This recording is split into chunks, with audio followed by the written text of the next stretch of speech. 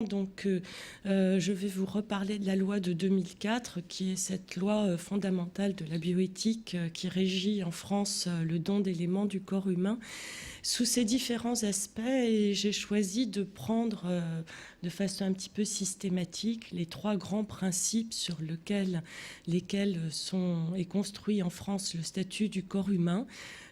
Déjà, employer cette notion statut du corps humain en soi, c'est spécifique, ça n'existe pas dans tous les pays. Et ces trois grandes notions, c'est le consentement, la gratuité et l'anonymat. Alors c'est vrai que je prendrai principalement des exemples dans le domaine du don d'organes, mais aussi dans d'autres domaines, puisque comme Roland Cher vous l'expliquait à l'instant, eh bien, on a compétence à la fois sur tout ce qui est greffe, donc prélèvement et greffe d'organes, de tissus et de cellules, mais aussi sur tout le champ de l'assistance médicale à la procréation, qui concerne aujourd'hui un nombre de couples croissant, les questions du diagnostic prénatal et notamment la toute petite partie, mais symboliquement importante, du diagnostic préimplantatoire.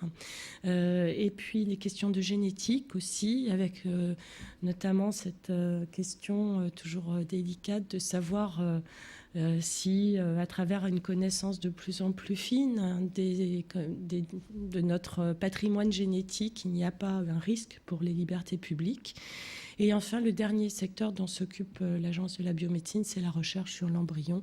Mais là, on est un petit peu peut-être sur ces deux derniers points en dehors du champ que je traiterai aujourd'hui. Alors, donc, je voudrais vous rappeler que cette loi de 94, qui a été révisée en 2004 et dont Jean-Sébastien Vialat vous a parlé la semaine dernière, n'a pas connu au niveau des principes. En 2004, il n'y a pas eu de grandes modifications. Les trois principes qui avaient été posés en 94, consentement, gratuité, anonymat, ont été absolument maintenus en 2004. Et donc, c'est maintenant depuis pas loin de 15 ans qu'on est en train de construire en France ce statut du corps humain. Alors en 2004, il y a juste eu un petit ajout que je cite pour mémoire, c'est que le législateur y a ajouté le principe d'équité, parce que on est notamment dans le domaine du don d'organes dans une situation de pénurie, puisqu'il y a beaucoup plus de personnes qui sont en attente de greffe que de greffons disponibles pour les soigner. Et donc, ce rapport, qui est de l'ordre de 1 à 3, fait que chaque année, à peu près 8000 personnes restent inscrites en liste d'attente. Et bien sûr, malheureusement, on déplore un certain nombre de décès. Donc l'équité, elle a principalement pour domaine d'application les règles de répartition des organes, puisque quand on est dans un contexte de rareté, eh bien, il faut avoir des critères de choix pour allouer ces organes aux personnes les plus malades, les plus compatibles sur le plan médical, celles dont la vie est menacée au plus court terme. Et c'est dans ce domaine des règles de répartition que le législateur a ajouté ce principe d'équité. Ça ne s'applique pas dans d'autres domaines parce qu'il n'y a pas lieu que ça le soit, mais je tenais quand même à le citer en introduction. Alors je voudrais tout d'abord, si vous le voulez bien, commencer par le consentement, parce que ce problème du consentement n'est pas une question facile. On parle souvent de consentement libre et éclairé. Qu'est-ce que ça veut dire exactement, libre et éclairé ? Éclairé, ça veut dire qu'on a bien compris l'ensemble des conditions dans lesquelles on donne son consentement et qu'on a donc reçu une information qui vous a permis parfaitement de comprendre les conditions dans lesquelles vous donnez votre consentement. Et puis libre, bien entendu, ça veut dire que vous n'avez pas subi de pression quelconque. Alors, ça n'est pas toujours aussi évident que ça, on le verra tout à l'heure. Et aujourd'hui, dans le Code de la santé publique, c'est un principe fondamental pour le prélèvement des éléments du corps humain. On dit dans ce code, le prélèvement d'éléments du corps humain ne peut être pratiqué sans le consentement préalable du donneur. Cette affirmation repose sur un principe fondamental qui est le principe d'autonomie des personnes. Vous en avez un exemple très intéressant, c'est un principe qui se développe beaucoup dans le domaine de la santé avec la loi Kouchner du 4 mars 2002 sur l'information et le droit des malades, mais ça préexistait déjà dans les lois de bioéthique de 94, et ça repose sur l'idée qu'en France, en tout cas, ça n'est pas forcément vrai dans certains pays anglo-saxons, une personne ne se voit pas reconnaître le droit de disposer librement de son corps, de ses éléments et de ses produits. En effet, le principe qui est affirmé dans le Code civil et qui s'applique bien entendu dans la loi de bioéthique, c'est celui de l'indisponibilité du corps humain. Et ce principe d'indisponibilité du corps humain, il se rattache lui-même, c'est une déclinaison, une application du principe de la dignité de la personne humaine. Donc vous voyez qu'on est tout de suite dans des notions juridiques fondamentales qui s'attachent bien entendu à la conception qu'on a de la personne humaine. Et si on prend cet article 16 du Code civil qui est absolument fondamental dans ce domaine et qui est la référence, il est dit le corps humain est indisponible, je viens de le dire, il est également inviolable, sauf en cas de nécessité thérapeutique au bénéfice de la personne elle-même. Or, quand on fait un prélèvement d'éléments du corps humain, on n'est pas forcément, et même rarement, au bénéfice de la personne sur laquelle on prélève cet élément. C'est généralement pour le bénéfice d'un tiers. Donc, on est là devant en fait un cas de dérogation où on peut déroger à ce principe de l'inviolabilité et de l'indisponibilité du corps humain, à condition que la loi l'ait prévu et à condition, bien sûr, de respecter les conditions qui sont posées par la loi pour protéger la personne. Il y a tout de suite une question qui se pose, c'est que dans le cas du don d'organes, ce consentement est présumé. Je vous disais tout à l'heure que le consentement doit être libre et éclairé. Consentement présumé, ça veut dire en gros qui ne dit mot consent. Donc comment articuler cette question qui ne dit mot consent, un consentement implicite finalement, non exprimé, avec ce principe du consentement qui normalement doit être libre et éclairé. Ce que nous dit la loi, c'est que la personne qui annonce, les médecins, les infirmiers qui annoncent le décès, interrogent en même temps la famille sur la non-opposition du défunt au don d'organes. C'est-à-dire qu'on ne pose pas la question de savoir si la famille donne ou pas un accord. On ne pose pas non plus la question de savoir si la personne décédée a donné de son vivant un accord au don d'organes. On pose la question de savoir si de son vivant, elle ne s'est pas prononcée contre. Donc vous voyez que ça n'est pas tout à fait la même chose. De ce point de vue, on peut dire que d'une certaine façon, la loi considère que le corps n'appartient pas à la famille. Il n'appartient plus à personne décédée. De toute façon, à partir du moment où elle est décédée, elle n'est plus sujet de droit, donc elle ne peut plus être titulaire forcément d'un droit sur son propre corps. Mais il n'appartient pas non plus à la famille, il appartient plutôt à la société. Société qui décide par la loi que ce corps peut éventuellement être prélevé en vue d'une application thérapeutique, ce qui justifie bien entendu ce prélèvement, et à condition que la personne de son vivant n'ait pas fait opposition. Alors en réalité, cette loi est très difficile à appliquer, parce qu'au moment du décès, les familles n'acceptent pas forcément cette façon de voir les choses, et les personnels soignants non plus d'ailleurs. Et il faut bien voir que dans les hôpitaux, le prélèvement d'organes reste quand même fondamentalement une activité transgressive, puisqu'un médecin est plutôt là pour s'occuper des vivants, pour les soigner. À partir du moment où la personne est décédée, on est dans une situation fondamentalement différente et procéder encore à ce stade à un certain nombre de manœuvres dites réanimatoires. Il ne s'agit pas de réanimer la personne, mais de maintenir simplement une circulation sanguine pour que les organes ne s'abîment pas de façon tout à fait artificielle. Pour un certain nombre de médecins, ça peut poser un problème. Donc en réalité, bien souvent, la famille d'abord ne connaît pas la position du défunt parce que ça n'est pas quelque chose qui a été évoqué préalablement.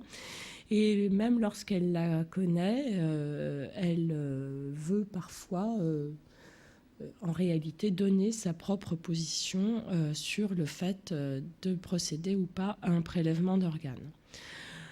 Donc on voit bien là qu'on est bien loin du principe d'autonomie de la personne sur lequel repose la loi de bioéthique en théorie avec ce principe du consentement, et qu'en réalité, pour une raison qui peut s'expliquer, sur laquelle je vais revenir, on est plutôt dans un régime juridique qui a essayé de trouver un équilibre entre deux aspects qui sont en tension.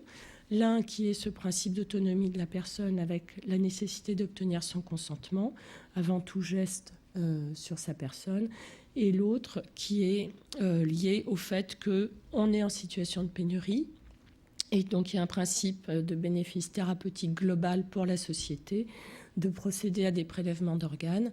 Et on sait bien que dans les pays où il y a des régimes de consentement express, c'est-à-dire où les gens font une démarche administrative pour aller s'inscrire sur un registre, pour dire oui, si la question se pose quand je serai décédé, je veux être donneur d'organes, eh bien, il y a très peu de greffes et très peu de prélèvements d'organes parce que cette démarche administrative n'est généralement pas faite par les personnes. Et on peut le comprendre dans la mesure où on a quand même un petit peu de mal à imaginer qu'il faille aller s'inscrire quelque part pour dire ce qui sera fait de son propre corps après sa mort. Donc en réalité, on est devant une difficulté pratique qui a été résolue depuis longtemps maintenant par la loi française avec ce principe du consentement présumé. Le problème, peut-être pour un certain nombre de personnes, c'est que leur volonté ne sera pas respectée. Et on entend souvent dire « oui, mais moi je suis donneur d'organes, je l'ai dit à mes proches, je veux que mes organes puissent servir après mon décès et je sais très bien que ma famille s'y opposera. Et comment je peux faire respecter ma volonté ?» Et je trouve que c'est une vraie question. C'est vrai que dans le régime actuel, on ne peut pas donner de certitude à cette personne sur le fait que sa volonté sera respectée après son décès. Donc, c'est une difficulté qui n'est pas résolue par la loi aujourd'hui. Alors, de temps en temps, il y a des bonnes volontés qui se manifestent pour dire oui, mais ça devrait être marqué sur la carte vitale ou ça devrait être marqué sur la carte d'identité.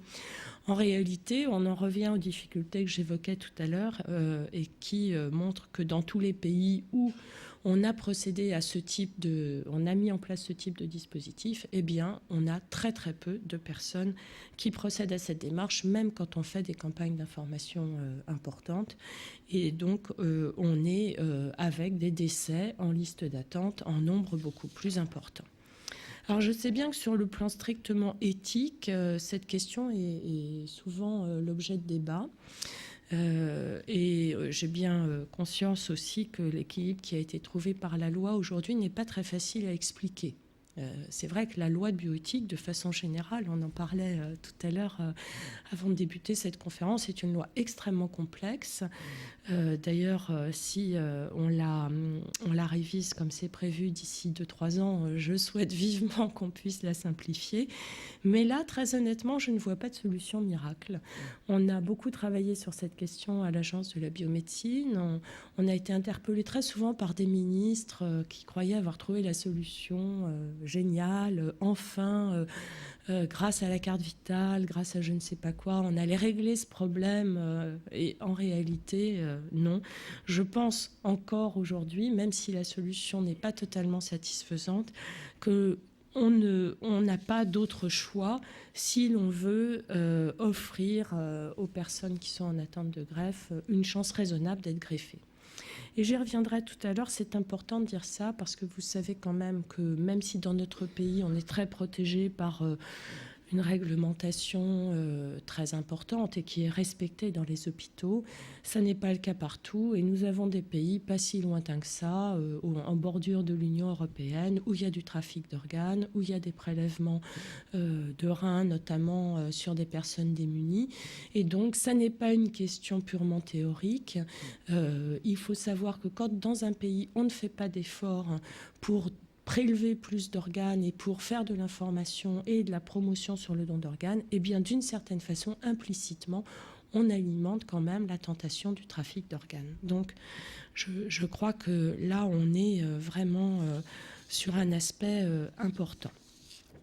Deux autres principes, bien sûr, dont je voudrais traiter également, c'est la gratuité et l'anonymat.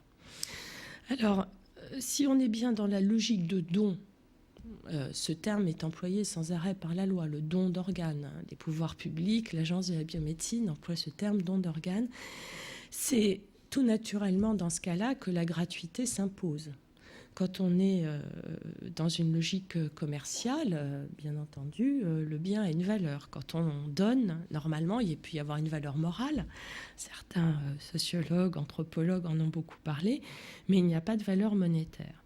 Et le corollaire de cette gratuité, me semble-t-il, et je vais m'en expliquer, c'est l'anonymat. Parce que sans anonymat, il est très difficile de faire respecter de façon effective le principe de gratuité.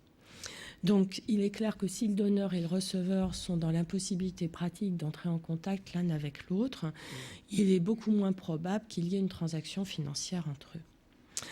Alors on peut bien sûr, on sait qu'il y a beaucoup de films, de romans qui se sont penchés sur cette question de l'anonymat du don d'organes, notamment aujourd'hui du don de gamètes, avec beaucoup de fantasmes et beaucoup de difficultés d'ailleurs souvent autour de cette rupture de l'anonymat. Dans le domaine du don de gamètes, c'est un petit peu différent parce que contrairement au don d'organes, dans le don de gamètes, vous avez la notion de filiation. Vous donnez naissance à un enfant et on a un certain nombre d'associations en France et ailleurs dans le monde qui réclament la levée de l'anonymat du don de gamètes au nom du droit de l'enfant à connaître ses origines. Dans le don d'organes, on n'est pas sur cette question-là, on est plutôt sur la volonté du donneur de remercier la famille, la volonté du receveur, de la personne greffée, de remercier la famille du donneur. Il est clair que la question de l'anonymat du don d'organes est beaucoup moins vive, en France en tout cas aujourd'hui, que la question de l'anonymat du don de gamètes, qui à mon avis sera une des questions qui sera discutée au moment de la révision de la loi de bioéthique. Il faut savoir que les médecins ont instauré cet anonymat du don de gamètes au moment où il y a eu les premières inséminations artificielles avec des gamètes de donneurs extérieurs au couple, à la fois pour préserver ce donneur, éviter qu'il y ait des sortes de recours en paternité, mais également pour protéger les parents, les vrais parents, les parents affectifs, ceux qui ont voulu cet enfant et qui ne veulent pas forcément introduire un tiers dans leur relation de couple et la relation avec leur enfant. Moi, j'écoute les positions de chacun. Ça n'est pas très facile. Ce que je constate, en tout cas, c'est que dans les pays, là encore, où il y a eu une levée de l'anonymat du don de gamètes, et c'est le cas, ça a été le cas il y a 2 ans en Grande-Bretagne, il y a eu 2 conséquences, à mon avis, très dommageables, et il faudra qu'on réfléchisse à la façon de les éviter si on fait ça en France. La première, c'est qu'il y a eu une chute, mais brutale, massive et durable du don de gamètes, parce qu'il est clair que les donneurs ne veulent pas forcément prendre le risque d'être sollicités 20 ans après par un enfant qui serait né, certes, avec leur spermatozoïde, mais ils n'ont pas fait ce geste de don dans le but de connaître cet enfant. Alors c'est vrai que les associations disent que dans ces pays-là, dans les pays qui ont levé l'anonymat, le profil des donneurs a changé. Et c'est certainement vrai. Donc après une chute brutale, il y a eu des légères remontées.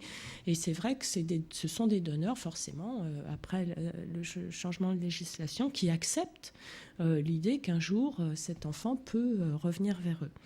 Et puis le deuxième aspect, c'est que comme il y a quand même eu une chute importante du don de gamètes dans ces pays, eh bien là encore, les couples qui avaient besoin de donneurs ou qui ne voulaient pas que leur enfant puisse un jour ramener ce tiers, ce donneur dans la famille, sont allés à l'étranger, dans des pays où l'anonymat continuait à exister.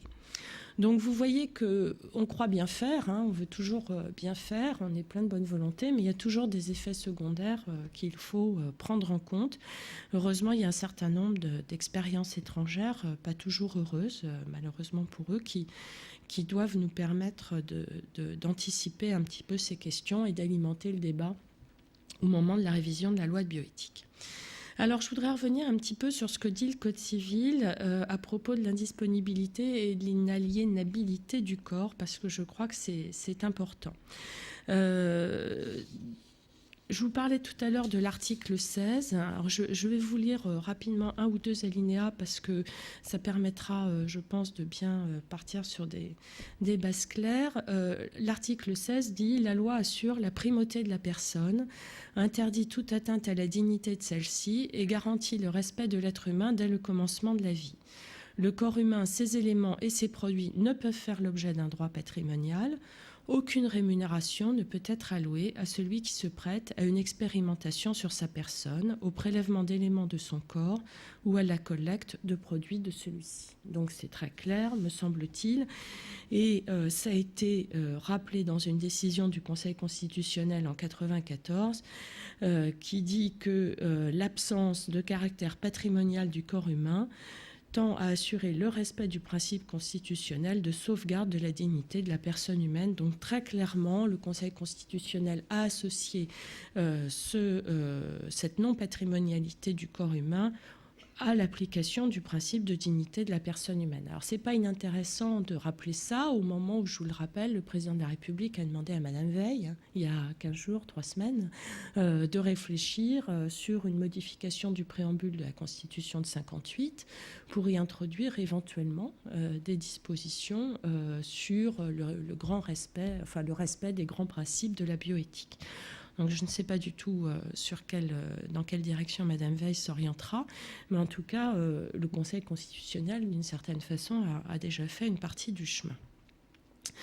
C'est intéressant de voir dans ces dispositions du Code civil qu'il y a cette notion de corps humain qui n'existait pas jusqu'en 1994, puisque ces dispositions, cet article 16 a été introduit par la première loi de bioéthique en 1994. Cette notion de corps humain qui n'existe pas dans la catégorisation juridique. On est soit sur des personnes, soit sur des choses, mais le corps humain, et d'ailleurs le Code civil ne se prononce pas, ne dit pas si c'est une personne ou si c'est une chose. Donc, il n'y a pas de nouvelle catégorie juridique et on refuse de trancher en fait sur la nature juridique des éléments et des produits du corps humain. Et ça rappelle d'ailleurs tous les débats sur la nature juridique de l'embryon, qui est quelque chose qui n'a jamais été tranché volontairement par le législateur, parce que sans doute il n'y a pas de solution qui permette en fait d'être acceptable par la société. Soit on dit c'est une personne et on ne peut rien faire, soit on dit c'est une chose et c'est réifié, on peut faire n'importe quoi. Or, on sait bien qu'on est dans ce qu'on pourrait dire le juste milieu. Enfin, certaines personnes considéreront que ça n'est pas le cas.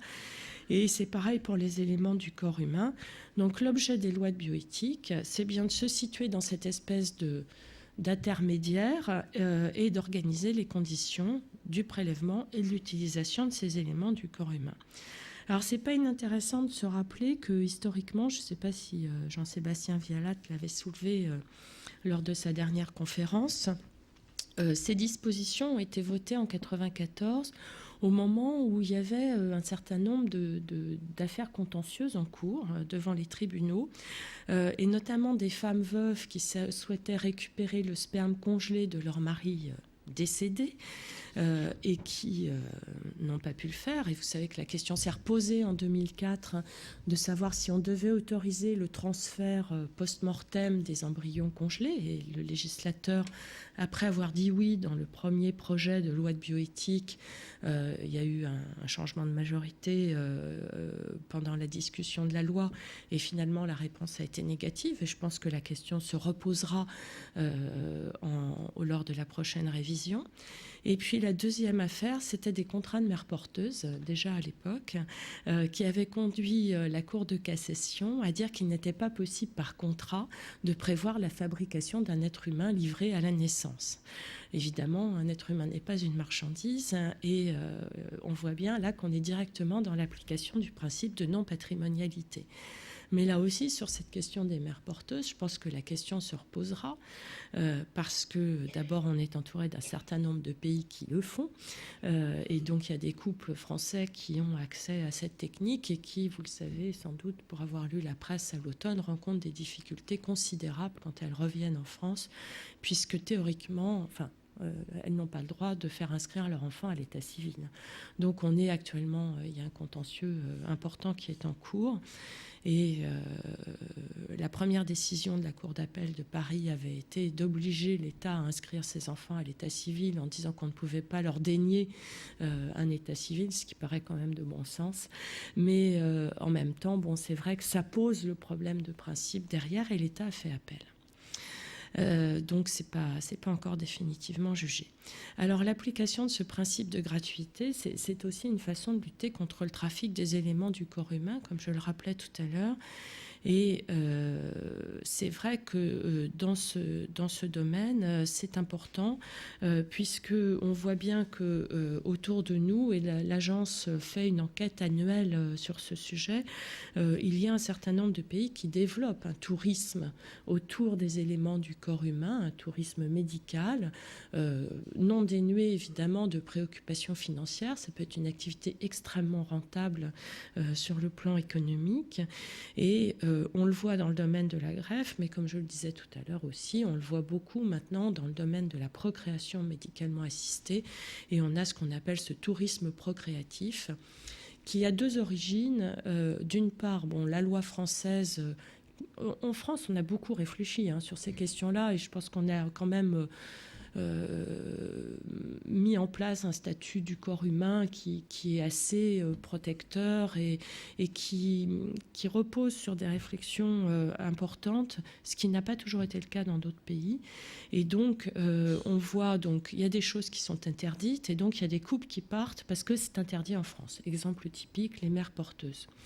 Mais il y a aussi d'autres couples qui partent tout simplement parce que dans les hôpitaux, les files d'attente sont trop longues et qu'il n'y a pas les moyens d'accueillir les gens dans des délais convenables. Et ça, c'est moins acceptable, évidemment. Donc, une des actions de l'agence de la biomédecine, justement, c'est d'essayer d'identifier ces difficultés et de travailler avec le ministère de la Santé pour que les couples qui ont droit en France à une technique, par exemple au diagnostic préimplantatoire dans des cas très particuliers de maladies génétiques transmissibles, n'attendent pas 2 ans pour pouvoir avoir un premier rendez-vous dans un centre de diagnostic préimplantatoire. Donc voilà le point sur cet aspect-là, mais c'est vrai que quand on laisse se développer ces tourismes de la procréation ou ce tourisme de la greffe, on voit bien que ce sont toujours des aspects économiques qui prédominent et que ce sont toujours les citoyens des pays riches qui partent dans les pays pauvres pour acheter les éléments du corps humain qui leur manquent, ou même dans les pays riches, les femmes les plus démunies ou les hommes les plus démunis qui vendent ces éléments du corps humain à ceux qui peuvent les acheter. Alors il y a même des aspects assez caricaturaux dans ce domaine-là, puisque dans certains pays, notamment aux États-Unis, vous savez que vous avez même des mises aux enchères d'ovocytes. Il y a des sites sur lesquels on fait monter les prix des ovocytes jusqu'à plusieurs dizaines de milliers de dollars parce que la donneuse est blonde, qu'elle est dans une des meilleures universités américaines, qu'elle mesure plus d'1,80 m, que son tour de poitrine est de temps, etc., etc. Donc c'est véritablement des dérives où je pense qu'en France, on a évité ça et on a bien fait. Alors, il y a des conventions internationales dans ce domaine-là, mais ces conventions sont dans un espèce de juste milieu qui n'est pas toujours très satisfaisant, et notamment la convention d'Oviedo, qui est une convention du Conseil de l'Europe, qui a été adoptée en 1997, que la France a signée d'ailleurs à l'époque, mais qu'elle n'a toujours pas ratifiée. C'est un espèce de serpent de mer, cette ratification de la convention d'Oviedo. Et dans cette convention d'Oviedo, on ne parle pas de gratuité, on parle d'interdiction de profit. Ce n'est pas tout à fait la même chose. Ça veut dire que vous pouvez vendre, mais à condition de ne pas faire du profit. Vous pouvez vendre à prix coûtant, je dirais. Qu'est-ce que c'est le prix coûtant ? Surtout quand on introduit dans cette détermination du prix ce qu'on appelle le préjudice moral ou l'indemnisation de la douleur. Donc on voit vite qu'on est sur des aspects un petit peu flous, mais ça a été la seule solution pour que les pays du Conseil de l'Europe, qui sont nombreux et qui ont des approches différentes sur ces questions, acceptent de voter cette convention d'Oviedo. Il y a à la Convention d'Oviedo un protocole additionnel qui est relatif à la transplantation d'organes, qui a été adopté en 2002 et qui rappelle que cette indemnisation peut couvrir la perte de revenus. Par exemple, alors ça c'est pour le don du vivant, bien sûr. Vous donnez un rein de votre vivant à quelqu'un. Donc on peut vous indemniser pour la perte de revenus, on peut vous indemniser pour les frais exposés et on peut, dit la Convention, enfin le protocole additionnel, vous indemniser pour la réparation d'un préjudice éventuel injustifié du fait du prélèvement. Bon, donc ça, c'est l'ouverture, bien sûr, et heureusement d'ailleurs, à l'indemnisation au cas où le prélèvement se passerait mal et où votre durée d'hospitalisation ou d'arrêt de travail serait prolongée. Il faut quand même savoir que le don du vivant n'est pas toujours aussi facile que ça et que, notamment pour le foie, il y a quand même un taux d'accident qui est important à la suite des dons de foie de donneurs vivants. On donne une partie de son foie. Pour le rein, c'est beaucoup plus rare et donc c'est une transplantation qui est plus facile et plus fréquente. On a également une interdiction de tirer profit du corps humain dans les textes de l'Union européenne et notamment dans la Charte des droits fondamentaux. Donc de façon générale, je dirais, il y a quand même une volonté d'essayer de limiter le plus possible cette réalisation de profit, de commercialisation du corps humain, mais sans vraiment l'interdire de façon extrêmement ferme. Qu'est-ce qui se passe concrètement quand, en France, une personne, par exemple, je prenais l'exemple du don d'organes tout à l'heure, une personne donne son rein. Il faut déjà savoir que ça ne peut se faire qu'au sein de la famille. Donc c'est quelque chose du coup qui limite théoriquement les risques de trafic, mais ça ne veut pas dire que ça limite forcément les pressions. Parce que dans une famille, il y a souvent des cas où une seule personne peut être donneur ou donneuse pour des raisons médicales, pour des raisons de compatibilité immunitaire. Donc à partir du moment, et nous on le voit souvent puisqu'on donne les autorisations de prélèvement pour tous les prélèvements d'organes sur des personnes vivantes ou de cellules, cette personne souvent ne se sent pas le droit de refuser quand elle est la seule à pouvoir donner au sein d'une famille. Donc le fait, dans la loi de bioéthique, d'avoir introduit un tiers, qui est ce comité réuni par l'agence, qui donne une autorisation de prélèvement, est fait pour protéger le donneur. Ce comité, normalement, c'est un peu l'avocat du donneur. Il est là pour essayer de faire en sorte que, non pas de s'assurer qu'il n'y a pas eu de transaction financière, parce que ça, je dirais, faut être clair, si les personnes veulent nous le cacher, on ne le saura jamais. On n'a pas des moyens de police, d'investigation, mais pour lui permettre simplement de dire, sous couvert du secret le plus total, que non, en réalité, elle ne souhaite pas donner, elle n'ose pas le dire parce qu'elle se sent un peu désignée par l'ensemble de sa famille, mais elle a peur ou elle refuse ou elle craint ce prélèvement. Et on n'a pas beaucoup de cas, mais donner cette possibilité aux personnes, je pense, est important. Et on parle souvent donc de rémunération et de gratuité, mais je pense qu'il y a, là encore, on le voit bien, d'autres types de pressions qui peuvent être des pressions psychologiques et qui sont tout autant difficiles à vivre pour les personnes.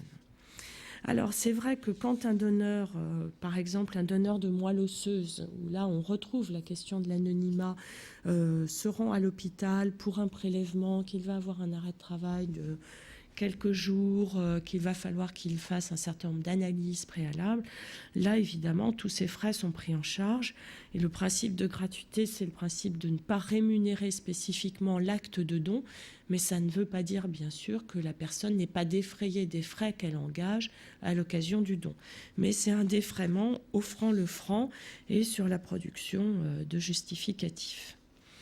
En France, on a été assez loin dans cette application du principe de gratuité, puisqu'on a même interdit toute rémunération des médecins qui participent à l'acte de don d'éléments du corps humain. Alors, par exemple, on dit dans le Code de la santé publique, aucune rémunération à l'acte ne peut être perçue par des praticiens effectuant des prélèvements d'organes en vue de dons au titre de cette activité. Et de même, aucune rémunération à l'acte ne peut être perçue par des praticiens effectuant des greffes d'organes au titre de cette activité. Donc, c'est une activité qui se déroule en hôpital public, donc bien sûr ces praticiens sont payés tous les mois, je vous rassure, il n'y a pas de déduction sur leur feuille de paie, sinon aucun ne le ferait. Mais en revanche, ils ne reçoivent pas une sorte d'incentive ou de rémunération supplémentaire lorsqu'ils effectuent des prélèvements ou des greffes d'organes. Alors bien sûr, ça c'est fait aussi pour protéger cette activité de toute dérive et éviter qu'un chirurgien, pour, je dirais vulgairement, arrondir ses fins de mois, prélève un peu à tout va et fasse du forcing auprès des familles pour faire du prélèvement. Mais ce n'est pas le cas partout. Et c'est intéressant toujours de regarder les exemples étrangers, parce que vous savez qu'on dit toujours que le pays qui est champion du monde en matière de dons d'organes, c'est l'Espagne. En France, on a un taux de prélèvement qui est, c'est pour vous donner des ordres de grandeur, de 25 personnes par million d'habitants. Et parce qu'on ne prélève que les personnes qui sont en état de mort encéphalique ou des décès après arrêt cardiaque, mais dans des cas très particuliers. En Espagne, on prélève le même type de personnes, mais ce taux est de 35. Donc il y a 10 points d'écart. Et pourquoi il y a 10 points d'écart ? D'abord parce qu'ils ont mis beaucoup plus de personnel que nous sur cette activité, donc ils ne se trouvent pas dans des situations où il n'y a personne pour recevoir la famille, et du coup on ne pose même pas la question du don d'organes parce qu'il n'y a pas de médecin disponible cette nuit-là, ce qui est quand même malheureux, parce que derrière il y a des gens en liste d'attente qui risquent de mourir.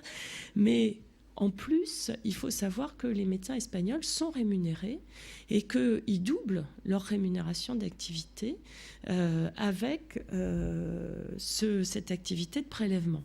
Alors, ce n'est pas le seul cas. Les médecins espagnols ont une grande partie de rémunération à l'activité. Mais ça s'applique aussi à la question du don d'organes. Et cette incentive financière sur leur activité, elle est très bien acceptée socialement. Elle ne pose pas de problème. C'est-à-dire qu'ils ne sont pas suspectés pour autant d'aller faire pression sur les familles en faveur du don d'organes.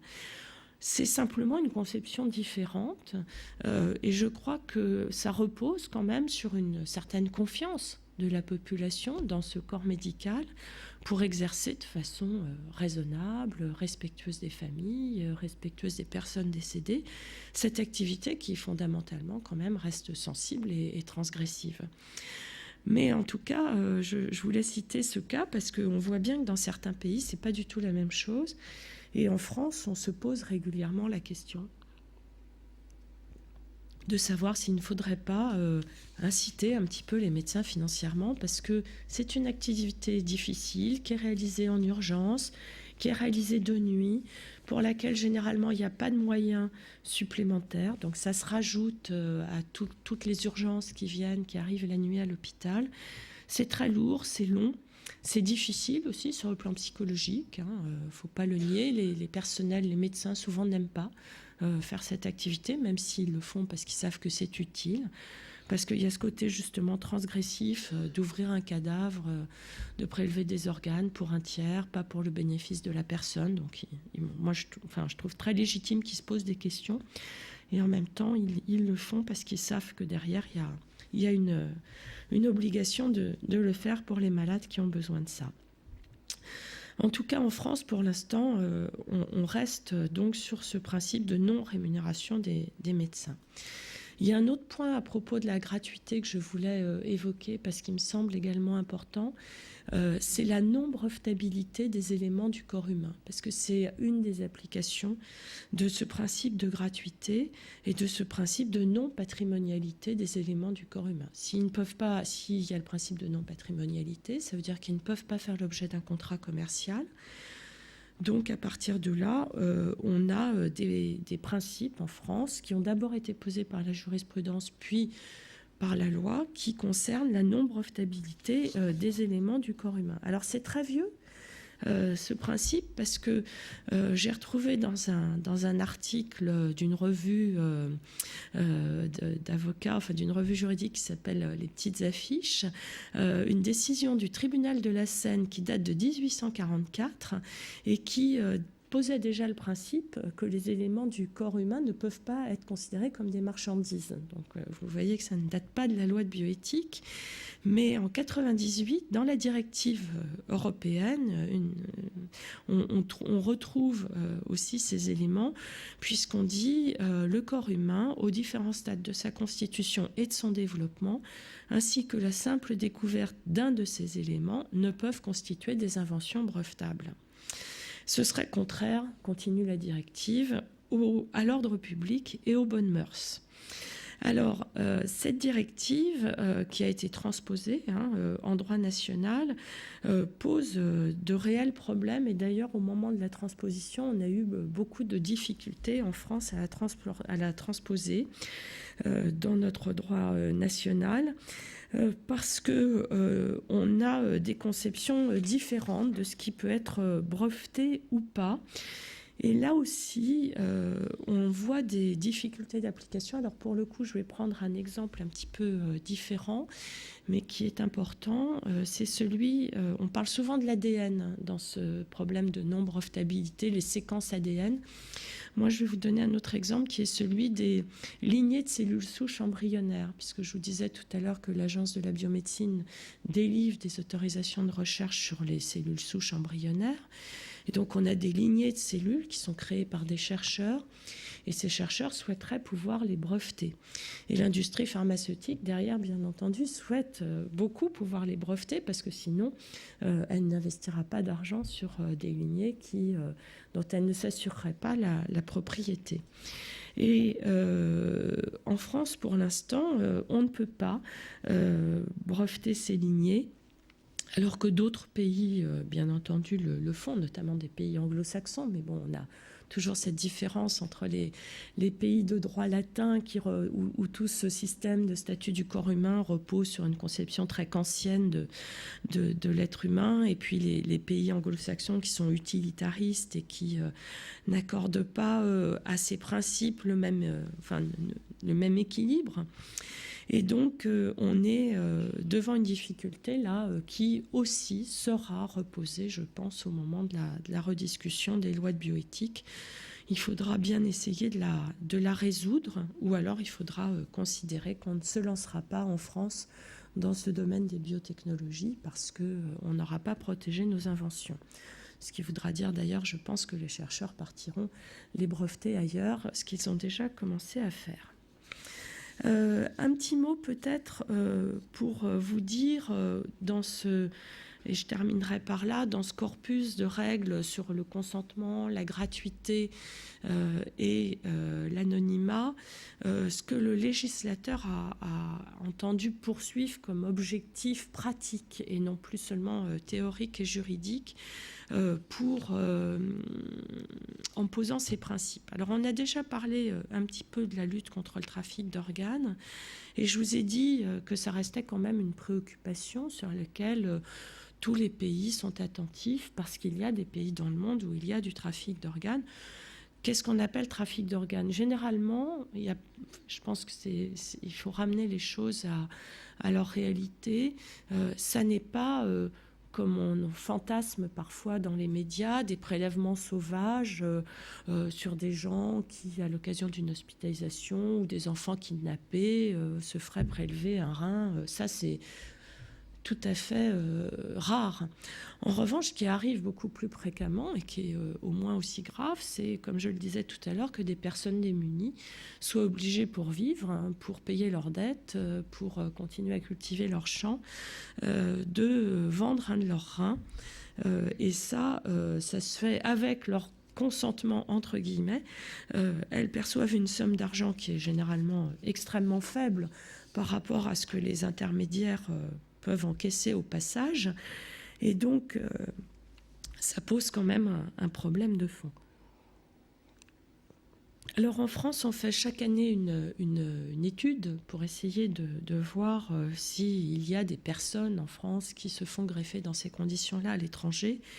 Et je dois dire que pour l'instant, on est assez rassurés parce que toutes les équipes de greffe rénale nous répondent sous le couvert de l'anonymat. Il faut savoir qu'elles revoient forcément ces patients après la greffe, même si cette greffe a été réalisée à l'étranger, parce qu'il faut bien suivre la personne greffée, lui prescrire les traitements immunosuppresseurs qui vont lui permettre de conserver son greffon, etc. Et on a en France détecté à ce jour moins d'une vingtaine de personnes qui se sont fait greffer à l'étranger. Alors je ne dis pas qu'on est totalement exhaustif, mais je dis que ça montre quand même qu'en France, on a monté un système qui permet malgré tout de greffer plus de 4500 personnes par an et que la pression du coup pour aller se faire greffer à l'étranger est relativement faible. L'accès à la dialyse est possible aussi en France. Il y a beaucoup de pays où, pour des raisons économiques, les gens n'ont pas accès à la dialyse. Donc, du coup, forcément, la pression pour aller se faire transplanter à l'étranger est beaucoup plus faible. Ou alors, cet accès à la dialyse est extrêmement onéreux et les personnes ne peuvent pas se le payer. En France, c'est remboursé par la sécurité sociale. Donc, toutes ces raisons-là font, bien entendu, qu'en France, on a vraiment, je pense, un très, très faible impact du trafic d'organes. Et ces personnes qui sont parties se faire greffer à l'étranger sont très majoritairement des personnes qui appartiennent à des communautés étrangères et qui sont retournées dans leur pays d'origine. Alors c'est généralement la communauté chinoise pour se faire greffer. Donc ça, c'est le premier point. Je pense qu'on a en France, pour l'instant en tout cas, et évidemment on fait tout pour que ça reste le cas, des moyens pour éviter qu'il y ait trop de pression en faveur du développement d'un tourisme de la greffe. Le deuxième point sont les règles de sécurité sanitaire. Parce que quand on ne contrôle pas la provenance du greffon, eh bien, on prend des risques pour sa santé quand on se fait greffer. Et je voyais l'année dernière, il y a eu une dépêche de presse au Japon, 9 personnes simultanément dans le mois qui s'étaient fait greffer dans un même hôpital en Chine et qui sont toutes décédées d'infections virales mortelles. Et il faut savoir qu'au Japon, il n'y a pas de prélèvement d'organes sur personnes décédées pour des raisons culturelles. Et donc les gens, dans ces cas-là, sont bien obligés d'aller se faire greffer à l'étranger. Le pays le plus proche et où aujourd'hui, malheureusement, c'est le plus facile quand on a un petit peu d'argent, c'est la Chine. Et voilà, donc il y a des risques absolument incontestables. Et le dernier aspect, me semble-t-il, c'est quand même l'équité d'accès aux soins, parce que comme je l'ai rappelé à plusieurs reprises dans mon exposé, dans les pays qui n'organisent pas de façon correcte le prélèvement d'éléments du corps humain et son utilisation, eh bien, on a des inégalités économiques importantes qui apparaissent. Alors c'est vrai que aujourd'hui, ces principes de gratuité sont questionnés parce qu'il n'y a pas beaucoup de pays finalement qui fonctionnent sur la base du système français. Et je vais prendre un exemple qui me semble intéressant, c'est le don de gamètes. En France, on a une pénurie de donneuses de gamètes. Il y a beaucoup de femmes qui ont besoin d'avoir accès à un don d'ovocytes pour être enceintes, tout simplement parce que les femmes font leurs enfants de plus en plus tard, parce qu'elles font des études, parce qu'elles travaillent, et qu'à partir de 35 ans, leur fertilité est généralement très altérée, et que c'est pour souvent l'âge où elles commencent à vouloir des enfants, ou en tout cas à en vouloir d'autres.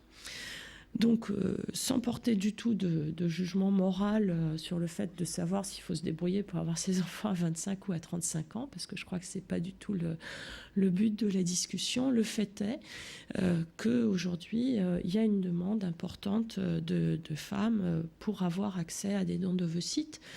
Et le délai d'attente aujourd'hui est en moyenne de 3 ans. Quand vous avez déjà 35 ans, que votre fertilité est déjà affaiblie et qu'on vous dit que vous allez devoir attendre 3 ans pour avoir un don d'ovocytes, qu'est-ce que vous faites? Vous partez à Bruxelles ou vous partez à Barcelone et pour 1 500 €, vous avez accès à un don d'ovocytes. Et je crois qu'il ne faut pas se fermer les yeux, c'est-à-dire qu'avec nos beaux principes de gratuité, d'anonymat, etc., bon, c'est très bien, moi je suis la première à les défendre, évidemment, mais il faut bien voir que derrière, si on n'est pas dans un système aussi qui promeut l'accès, malgré tout, à ces éléments-là, on favorise des pratiques qui ne sont pas, franchement, sur le plan éthique, acceptables, puisque en Espagne, les donneuses d'ovocytes, ce sont des étudiantes qui payent leurs études de cette façon-là, parce que ce don d'ovocytes est rémunéré. Alors l'Espagne dit que c'est une rémunération de la douleur, donc ce n'est pas vraiment une rémunération, c'est une indemnisation. On joue un peu sur les mots. Elles payent quand même une partie de leurs études comme ça.